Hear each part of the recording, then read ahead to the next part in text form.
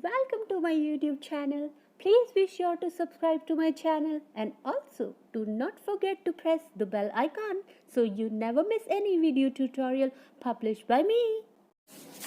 Welcome back all my sincere students to my YouTube channel Conquest Biology. I was ill for a very long time, so I was unable to make any videos, but now I'm feeling better, so let us continue with our studies. So in today's video we will discuss electron transport chain, which is the part of cellular respiration. In my previous videos I taught how glycolysis, pyruvate decarboxylation and TCA cycle occurs.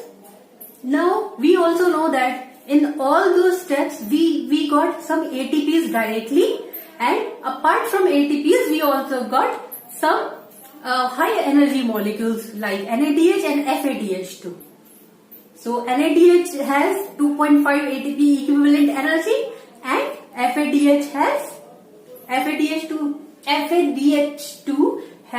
1.5 equivalent ATP energy. And I also told you guys that our body cannot use these high energy molecules readily. So we have to convert them into ATP. Then only we can use them. Then only we can use ATPs. So they are like check, which we need to encash into ATP. So ATPs are like cash. So let me tell you these important points, these important details. So once NADH and FADH2 have been obtained in the previous steps of cellular respiration, then they enter electron transport chain, and the electron transport chain comprises 5 complexes. Complex first is known as NADH dehydrogenase. Complex second is known as succinate dehydrogenase. Complex third is known as cytochrome B1 complex, and complex fourth is known as cytochrome C oxidase. Whereas complex complex 5 is known as ATP synthase. So all these complexes are non-mobile carriers of electrons. They carry electrons, but they are non-mobile. That means they are fixed in the inner mitochondrial membrane. And I will show you the diagram and their positions within the mitochondria. For now, let us discuss these basic points. Apart from these non-mobile carriers, there are 2 mobile carriers as well, which are present in ETC. So those 2 mobile carriers are ubiquinone. I will show you their structures as well for your better understanding. How do they look like? Ubiquinone, UQH2. After I will tell you about ubiquinone in more details later. And second mobile electron carrier is cytochrome C. So they are not fixed in a position. They can move from one place to another. These are the mobile carriers. Now, apart from these, now within these complexes, there are so many other electron carriers like FES, like this is iron sulfur center. It is inside this NADH and other complexes. I will show you in the diagrams in very much details, but later on. Let us first understand which one of these electron carriers carry 2 electrons and which one of these carry 1 electron. So because when they transfer electron, then free energy is generated, and that energy is used to pump hydrogen ions, protons, from matrix to inner membrane surface of mitochondria. So we will get to know that later in the diagram. So now let me tell you this. These are 2 electron carriers of electron transport chain: UQH2, NADH, MnH2, FADH2 and O2. These are 2 electron carriers. Whereas cytochrome A, cytochrome A3, cytochrome B, cytochrome C, cytochrome C1, CUA, CUB and SES. These are all single electron carriers of ETC. Students, now let us understand the mobile carrier of electron transport chain. The mobile carrier is ubiquinol. So basically, ubiquinol and ubiquinol are basically both the same things, with the only difference that when they accept hydrogen and electron, then they become fully, like ubiquinol is basically a fully oxidized form of ubiquinol. When it is fully oxidized, it is known as ubiquinol and it is represented as Q. But when it becomes fully reduced, then it is known as ubiquinol. Now it's not ubiquinol. Now it is ubiquinol. So, but it doesn't get fully reduced like readily. There is one intermediate stage between fully oxidized and fully reduced form. So let us understand. It is a basically benzene-like structure. Like in the benzene ring, various groups are attached. So this is the group. Here I am representing this group as R group for simplicity. So right now it is fully oxidized when electron has not come in the electron transport chain. Like electron comes through NADH. So we will understand that later in the diagram. So first of all, when it accepts one electron and one hydrogen, like one proton, that time it becomes it is known as semi-quinone radical. Semi means half. Right now it is half reduced, not fully, because earlier I explained you guys that when they accept hydrogen or electron, then they become reduced. Any chemical compound. So like now this bond will break now because electron has come. So now this oxygen will not be able to form two bonds with benzene ring, and here a bond will be formed here, and this bond will be shifted here subsequently. So this is how there is no need to pay much attention on it. Like there is no need to remember it. It is just for the basic understanding. So like when it accepts ubiquinone, which is fully oxidized, accepts one hydrogen, one proton and one electron, it becomes semi-quinone, and one hydrogen will be added over here to this oxygen, and a radical will be there. This electron will be here. After that, because I explained you earlier, it can carry two electrons.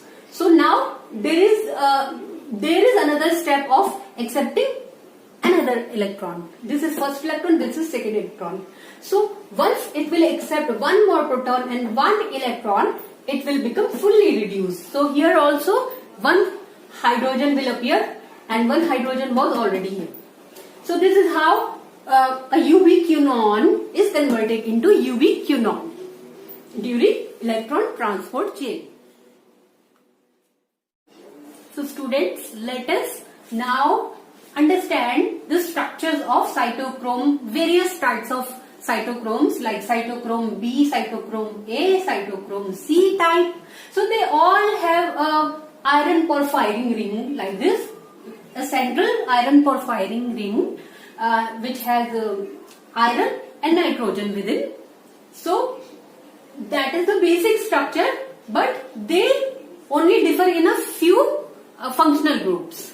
So like if we will see here, it is a long chain in cytochrome A, in type A cytochromes, and in type C cytochromes there is sulfur cysteine over here and cysteine over here, and in B types of cytochromes they look like this.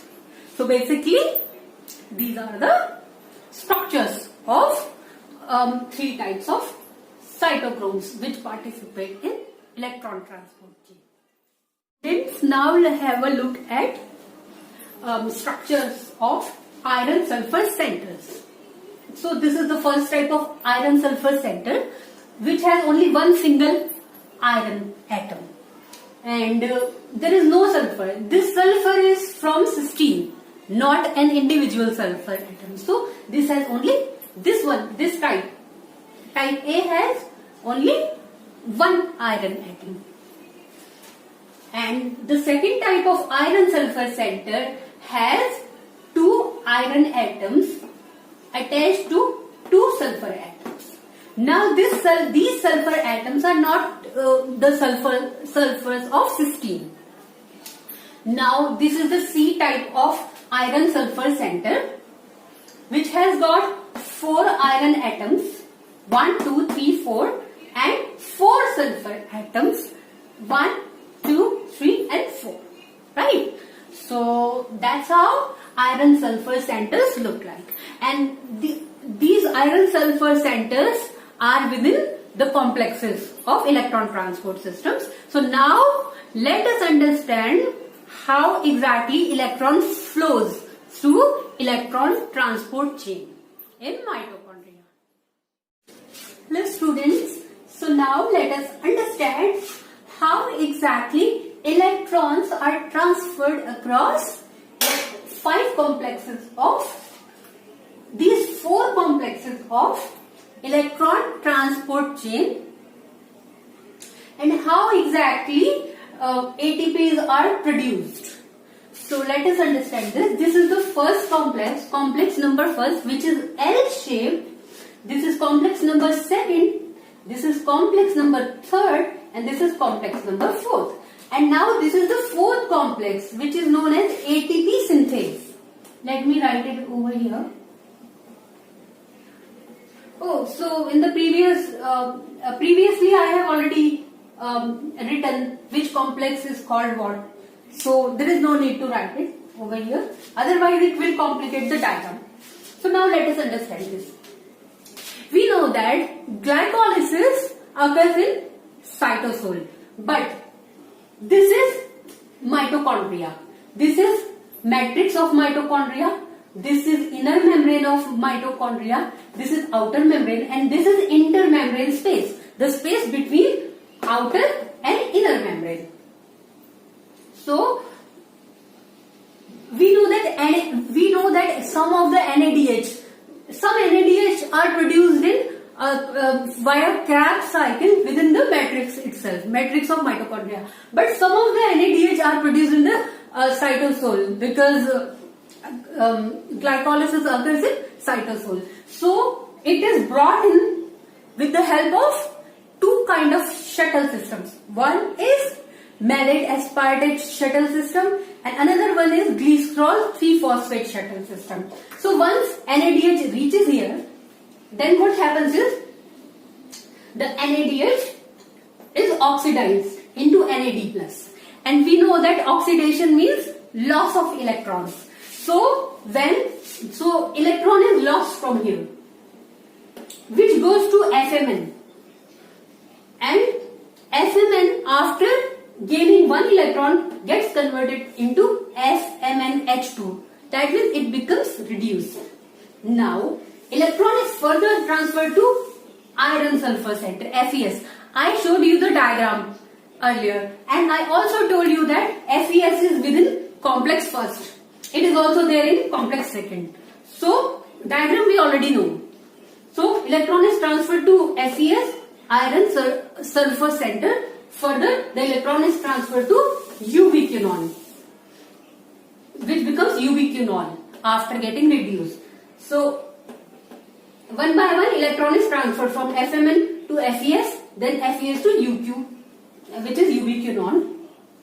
And from complex first, it is transferred to ubiquinone takes, because I told you guys that ubiquinone is a mobile electron carrier, so it can move to from complex first to here.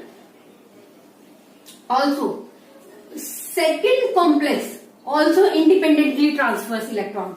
However, it uses FAD for electron transport. So, here also electron is being transferred from FADH2 to FAD and from FADH2 to FES, then to ubiquinone, and ubiquinone comes here, over here, from both the complexes. Also, let me tell you one thing, from which direction to which direction electron flows. Electron flows from low reduction potential to high reduction potential. So, all these have low reduction potential than this. That's why electron is flowing. Then ubiquinone. So, electron is flowing from them to ubiquinone. Now, they both will transfer. They are independently transferring electrons.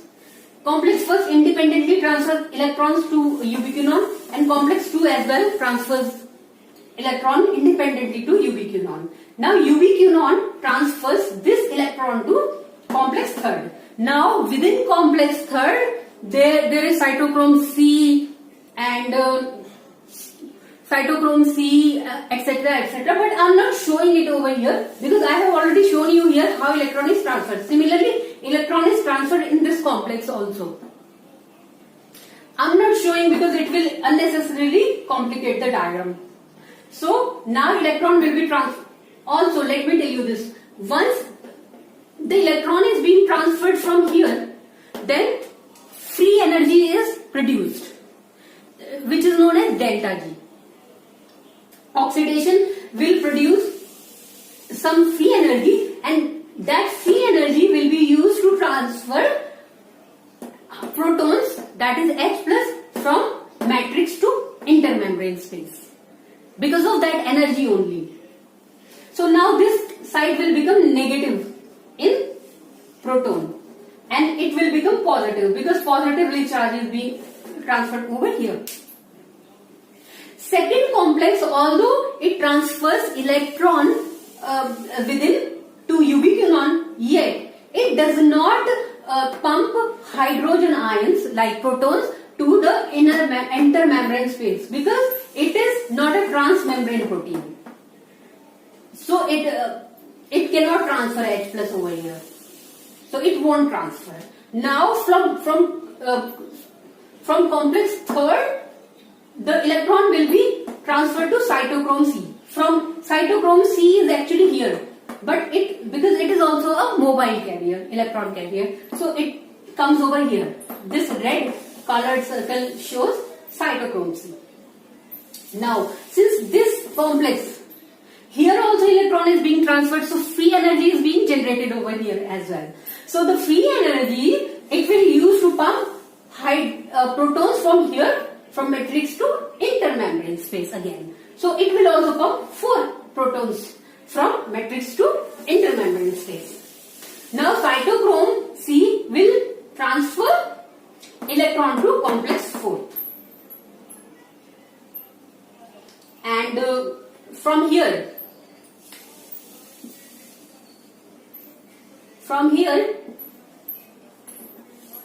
the transfer of electron in complex 4 also will produce some free energy, and that free energy will be used to pump two protons from matrix to intermembrane space. Now what will happen to the electron? What will be the fate of electron? This question has been asked in many exams earlier. So ultimately the electron will be transferred to oxygen, half O2, means this is oxygen atom. It will accept electron and it will combine with 2 hydrogen ions to form water ultimately. So if somebody ever asks you which molecule is the final electron acceptor in electron transport chain, then what will you guys say? The answer should be oxygen, because oxygen will ultimately accept the electron and it will get converted into water. And this is the water which is expelled from our mouth or nose when we respire during cellular respiration. So now, I think I have discussed all the important points already. This is the, yes, and oxygen has the highest reduction potential in this, on this earth.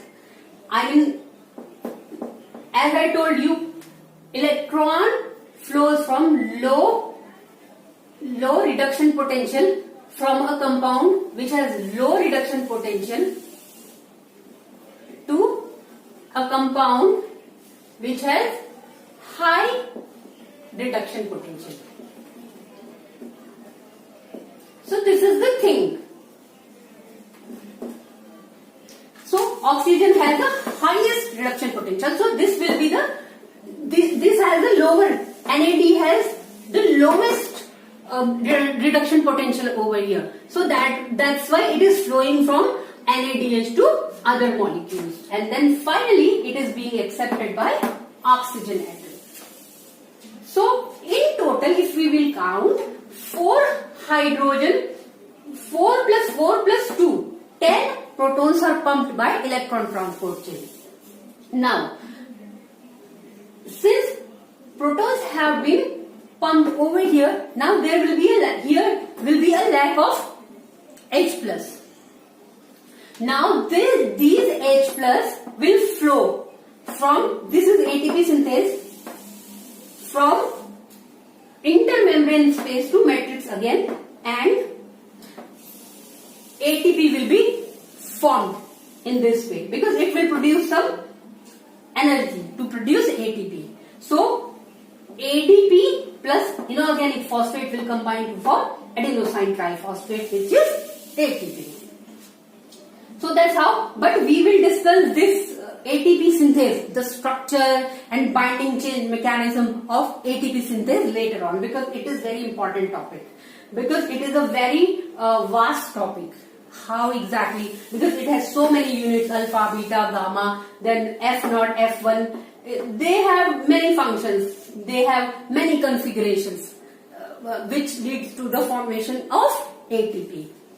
So for now, I hope it is clear how exactly electrons are transferred from one molecule to another molecule and ultimately reaches oxygen to form water, and how protons are pumped, and how exactly the energy of protons, movement of protons, because movement is like passive movement.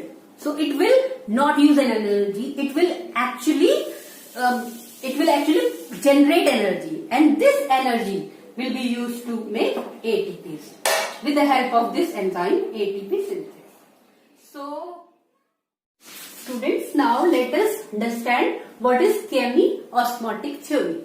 So chemiosmotic theory states that chemical reaction or ATP synthesis is driven by movement of ions or molecules like H plus between two osmotically distinct spaces such as matrix and intermembrane space.